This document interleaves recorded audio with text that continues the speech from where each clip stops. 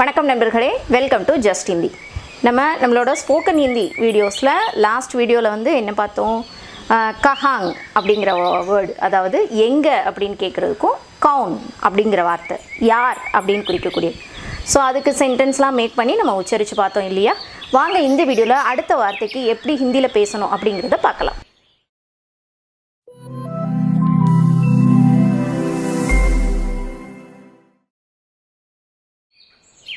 Okay, இன்றைக்கி நம்ம பார்க்க போகிற வார்த்தை கைசே. கைசே கைசே அப்படின்னா எப்படி, ஹவு. இங்கிலீஷ் வேர்டு ஹவு இருக்கு இல்லையா, அதுக்கு நம்ம ப்ளேஸ் பண்ணுற தமிழில் எப்படி அப்படின்னு கேட்குறோம் இல்லையா, அதுக்கு உண்டான இந்தி வார்த்தை கைசே. ஓகேவா?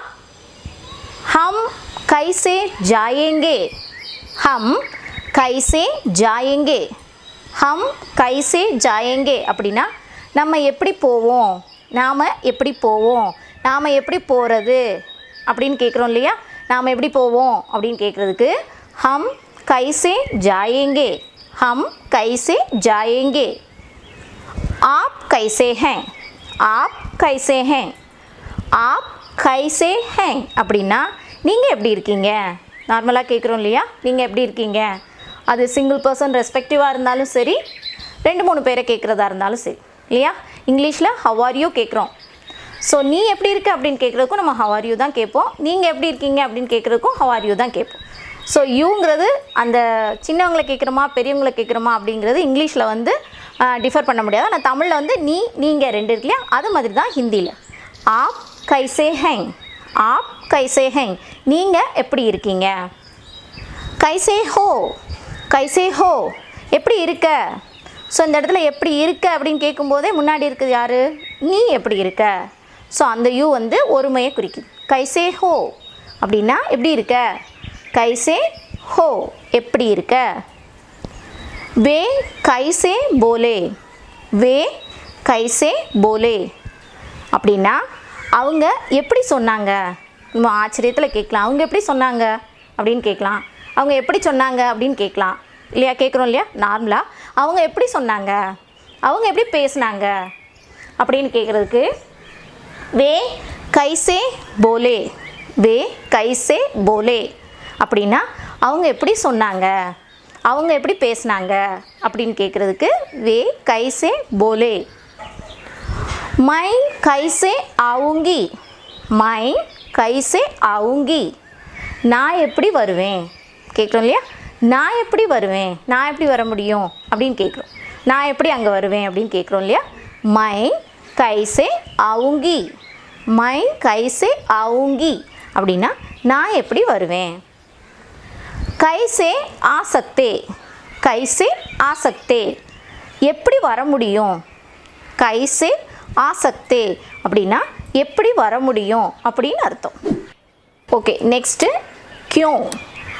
கியூ அதாவது இக்கு யோ சவுண்டு. கியூ அப்படின்னா ஏன் அப்படின்னு அர்த்தம். வாய் கேட்குறோம் இல்லையா, ஏன் அப்படின்னு கேட்குறதுக்கு ஹிந்தியில் வார்த்தை வந்து கியூ. தும் கியூ ரோத்தே ஹோ. தும் கியூ ரோத்தே ஹோ அப்படின்னா நீ ஏன் அழற அப்படின்னு கேட்குறோம்ல, ஏன் அழுகிற கேட்குறோம்.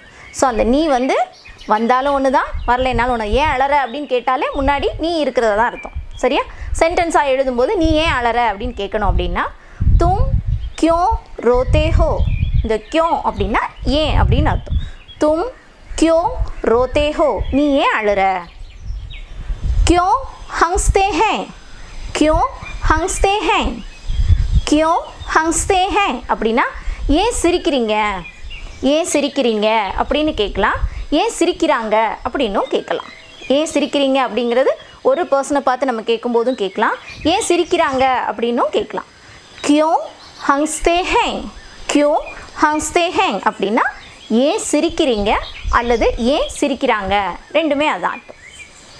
கியூ ஆப் நஹி ஆயே. கியூ ஆப் நஹி ஆயே, ஏன் நீங்கள் வரலையா கேட்குறோம் இல்லையா. ஏன் நீங்கள் வரலையா. ஸோ இந்த ஏங்கிற வார்த்தை முன்னாடி வந்துச்சு. கியூ அப்படிங்கிற கொஸ்டின் வேர்ட் முதல்ல ஆரம்பிச்சிருச்சு. கியூ ஆப் நஹி ஆயே. கியூ ஆப் நஹி ஆயே, நீங்கள் வரலையா. என்ன, ஏன் நீங்கள் வரலையா. क्यों आप नहीं आए. वे क्यों बैठते हैं वे क्यों बैठते हैं அவங்க ஏன் உட்கார்ந்திருக்காங்க அவங்க ஏன் உட்கார்ந்திருக்காங்க वे क्यों बैठते हैं वे क्यों बैठते हैं அவங்க ஏன் உட்கார்ந்திருக்காங்க आज क्यों नहीं बोला आज क्यों नहीं बोला இன்னைக்கு ஏன் பேசலை இன்னைக்கு ஏன் பேசலை आज क्यों नहीं बोला அது அவனாக இருக்கலாம் அவன் ஏன் இன்னைக்கு பேசலை அப்படின்னு சொல்லி கேட்குறோம் இல்லையா இந்த இடத்துல அவன்கிறது ஹைட் ஆயிருக்கு இன்னைக்கு ஏன் பேசலை அப்படிங்கிறதுக்கு आज क्यों नहीं बोला आप क्यों लिखे आप क्यों लिखे அப்படின்னா நீங்கள் ஏன் எழுதுனீங்க நீங்கள் ஏன் எழுதுனீங்க நீங்கள் ஏன் எழுதுனீங்க நீங்கள் ஏன் எழுதுனீங்க எப்படி வேணாலும் கேட்டுக்கலாம் आप क्यों लिखे आप क्यों लिखे அப்படின்னா நீங்கள் ஏன் எழுதுனீங்க அப்படின்னு அர்த்தம் ஓகே இன்றைக்கி வீடியோவில் நம்ம கைசே அதாவது எப்படி அப்படிங்கிற வார்த்தைக்கும் கியோ ஏன் அப்படிங்கிற வார்த்தைக்கும் எப்படி சென்டென்ஸ் மேக் பண்ணால் ஹிந்தியில் எப்படி அதை சொல்லணும் உச்சரிக்கணும் அப்படிங்கிறதெல்லாம் பார்த்தோம் ஓகேவா ஸோ இன்றைக்கி நம்ம ஷேர் பண்ணிக்கிற போகிற விஷயம் என்ன அப்படின்னா கொரோனா பீரியட் கிட்டத்தட்ட மார்ச் மாதம் ஆரம்பித்து இப்போ வரைக்கும் ஒரு உலகத்தையே ஒரு புரட்டி போட்டுருச்சு இல்லையா நிறைய இழப்புகள் நிறைய சம்பவங்கள் அப்படின்னு சொல்லி நம்ம கேள்விப்பட்டுருக்கோம் நிறைய பயத்தையும் சேர்த்து கொடுத்துருச்சு இது வந்து ஒவ்வொரு நூற்றாண்டுக்கும் வரக்கூடிய ஒரு உயிர்கொல்லி நோய் அப்படின்னு சொல்லி வரலாறு சொல்லுது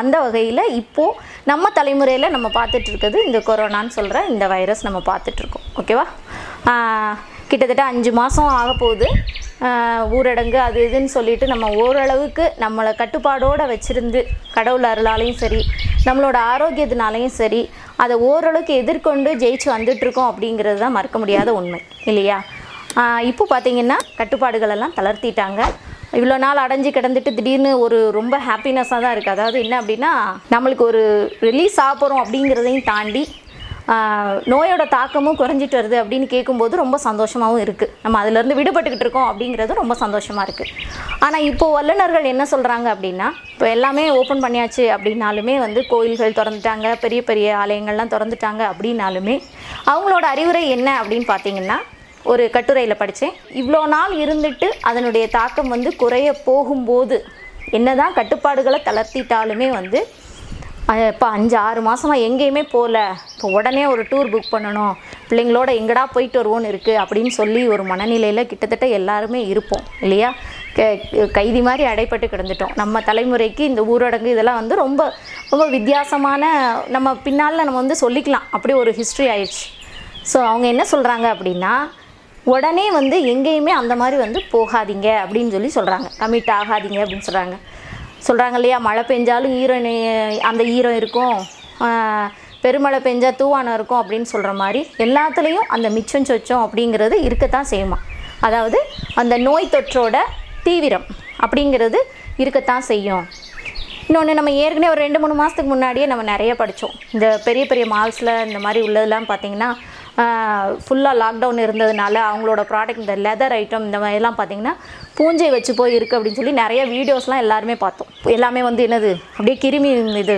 ஃபங்கஸ் வச்சு போய் அந்த மாதிரிலாம் இருந்துச்சு அதெல்லாம் உடனே ஒரு வாங்காதீங்க அப்படின்னு சொல்லி சொன்னாங்க இப்போ நம்ம உடனே வாங்கலைனாலுமே வெளி இடத்துக்கு போகிறத முடிஞ்சளவு தவிர்த்துக்கோங்க அப்படின்னு சொல்லி வல்லுநர்கள் சொல்கிறாங்க அதாவது மாவட்டம் விட்டு மாவட்டம் போகலாம் அப்படின்னாலும் சுற்றுலாத்தலமானாலும் குறைந்தது ஒரு வருஷம் அல்லது 2 வருஷம் வரைக்காது அந்த மாதிரி சுற்றுறதை வந்து குறைச்சிக்கோங்க அப்படின்னு சொல்லி சொல்கிறாங்க கட்டுப்பாடுகள் வந்து தளர்வு அப்படிங்கிறது அரசாங்கம் நம்மளுக்கு கொடுத்துருக்குதுங்கிறது ஒரு நாடே வந்து 6 மாதமாக உலகமே அதுலேயும் அவங்கவுங்க நாடு ஒரு 6 மாதமாக முடங்கி கிடக்கு தொழில்கள் எல்லாத்தையும் சார்ந்து சரி இதை வந்து ரிலீஸ் பண்ணலாம் அப்படி இருந்தால் தான் நம்ம சர்வைவ் ஆகி வர முடியும் அப்படிங்கிறக்காக கொடுத்துருந்தாங்க இல்லையா ஆனால் நாம் இன்னும் அந்த பிடியிலேருந்து வெளியில் வந்துட்டோமா அப்படின்னா அது உண்மைக்குமே நம்மளுக்கே தெரியாது இவ்வளோ நாள் வந்து அவங்கவுங்க நோய் எதிர்ப்பு சக்தியை பொறுத்து ஓரளவுக்கு மீண்டு வந்து அதிலேருந்து அதை அட்டாக் ஆகாமல் பார்த்துக்கிட்டோம் அப்போ நம்ம வந்து சடனாக அதை விட்டு வெளியேறி எல்லா கட்டுப்பாடுகளையும் நம்ம செல்ஃபை வந்து காற்றுல பறக்க விட்டுட்டோம் அப்படின்னா இவ்வளோ நாள் நம்ம பத்திரமா இருந்ததுக்கு